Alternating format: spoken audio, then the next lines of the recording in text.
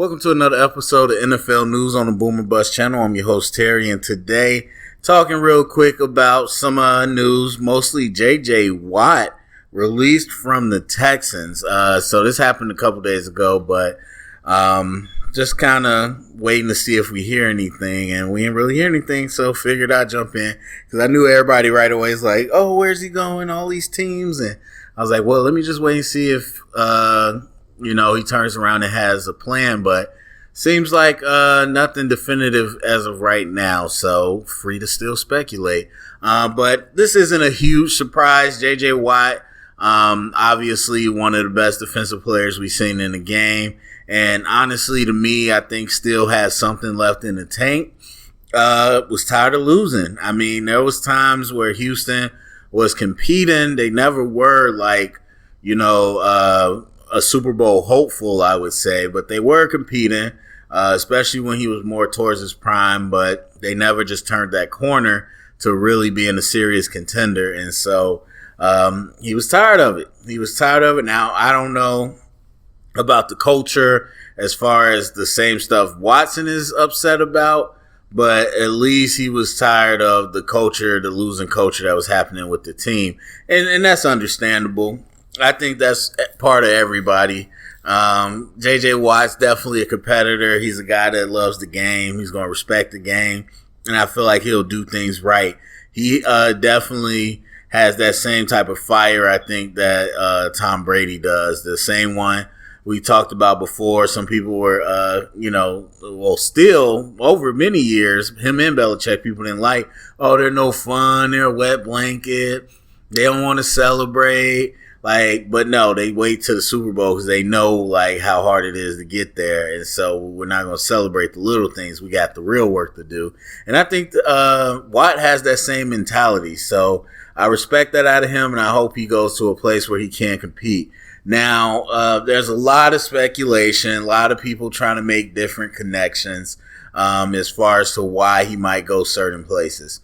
I think the reason Watt really started to be vocal was mainly because Houston wasn't winning. It wasn't like, oh, I want to be closer to home, or I want to go be closer to my brothers, or I want to be closer to my wife. It was mainly they aren't competing, and I'm not getting no younger. I want to go to a winner. We see with most people, Matt Stafford, other people included. And so I don't know that those personal connections are going to be the biggest factor. Obviously, they're going to be a factor, but I don't think they're going to be the biggest factor. So the way I'm looking at it, I do think Green Bay is at play. We know he played college ball in Wisconsin and all that, but I honestly think it's more so because of the position they're in to compete. They are obviously the former number one seed from this past season. They went to the NFC Championship, and a lot of people would say the defense was one of the reasons that they didn't get to the Super Bowl. And while I think they got a lot of talent, it's crazy to hear some of these radio talking heads. They got a lot of talent.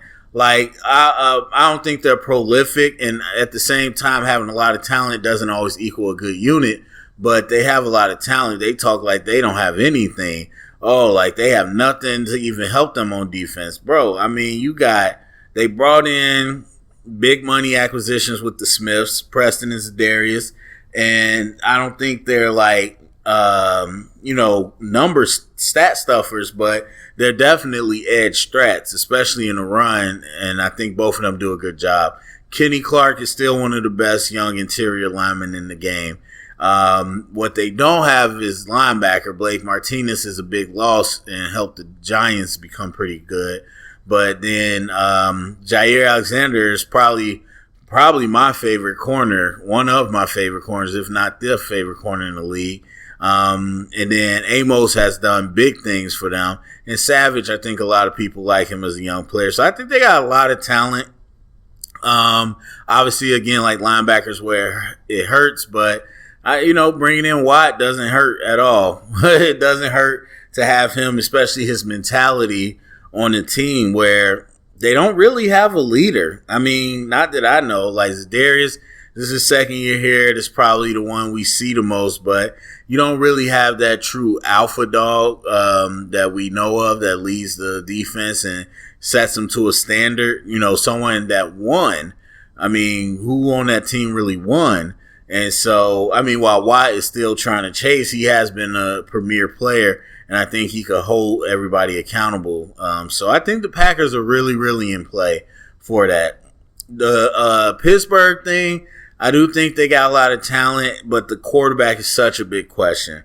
I don't think they're bringing Ben back unless I really think they're going to try to make something happen at quarterback. And even if they bring Ben back, you know, we saw what that team looked like. So, yes, the brother connection is there, but it'd be hard for me to say he goes in there not knowing what the quarterback position is going to look like. So that's one.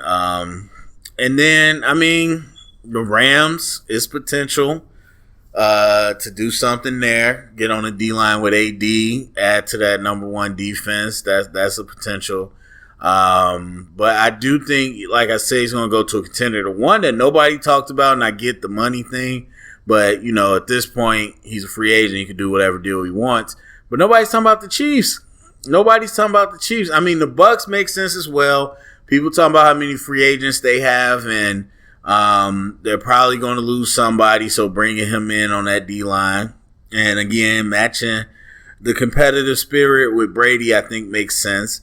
But people aren't really talking about the Chiefs. I mean, the Chiefs showed that they definitely need any talent they can take on defense. Not that they're, you know, horrible, but they definitely could take more talent.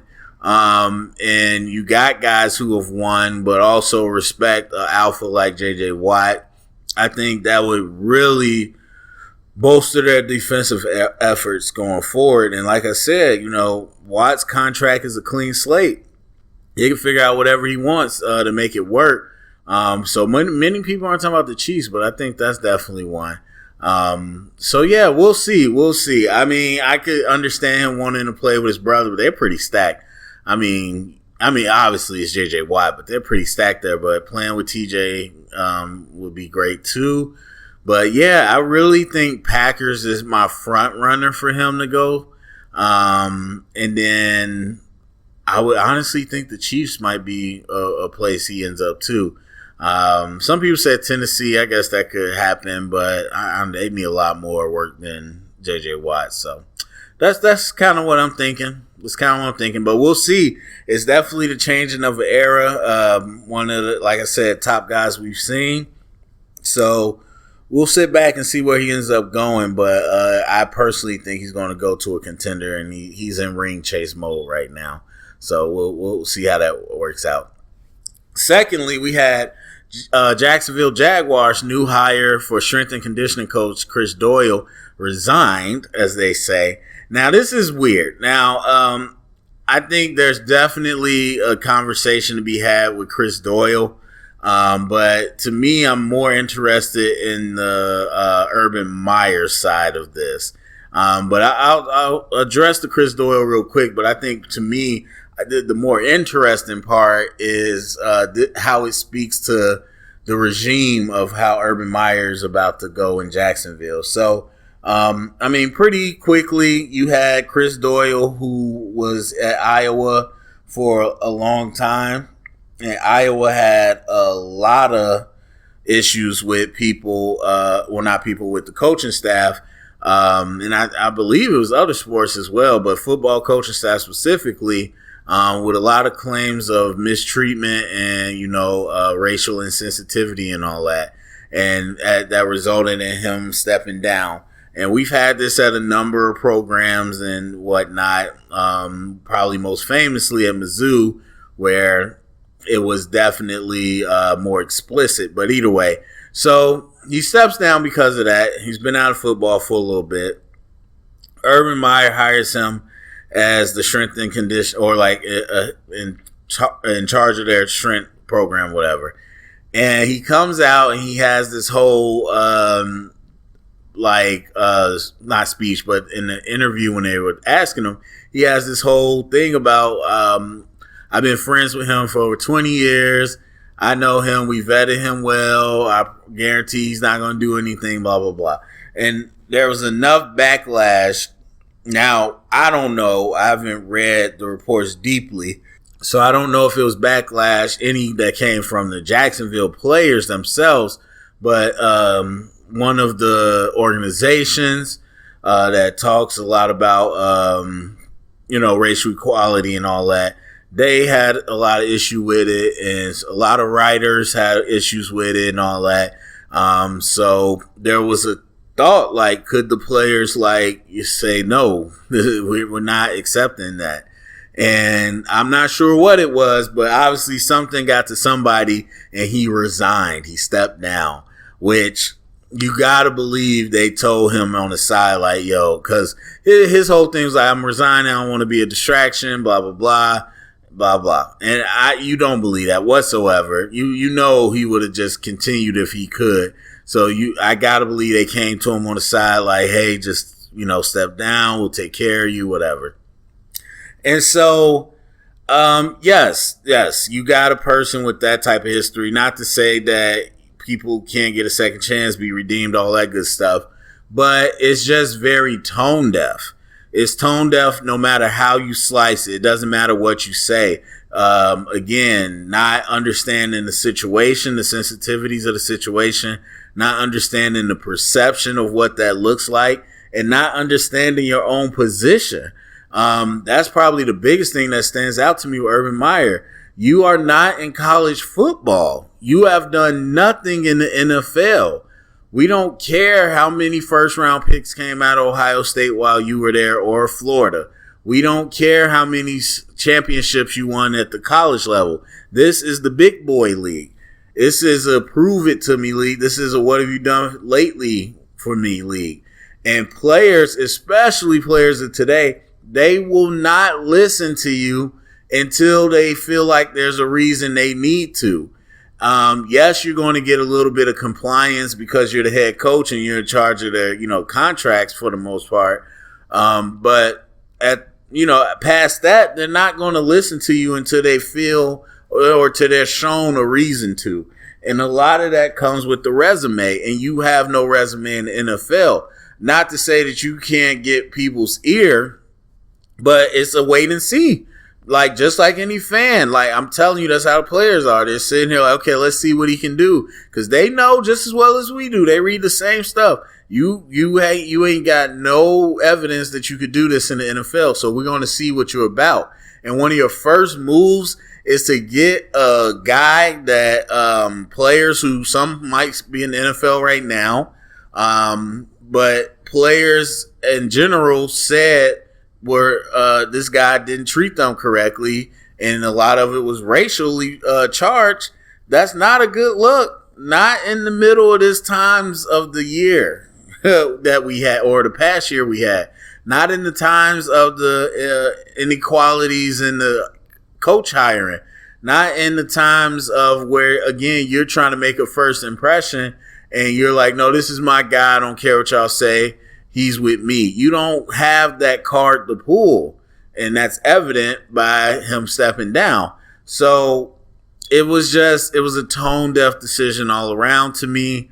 And for me, it just speaks again to this larger thing with Urban Meyer, where I said when they hired him, I don't see this going well. I mean, I don't know, but my gut reaction, if you was to ask me, I don't know if it's going to go well.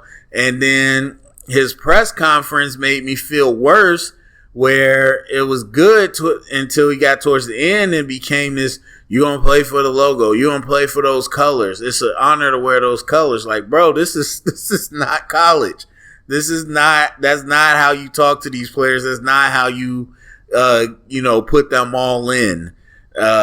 You can't, like some people said, waive a scholarship. You can't flex them like you do in college. In the NFL, you got guys that love the game. You got guys that want to make a paycheck. You got guys that are trying to get up, their status so they can get next to the next big paycheck.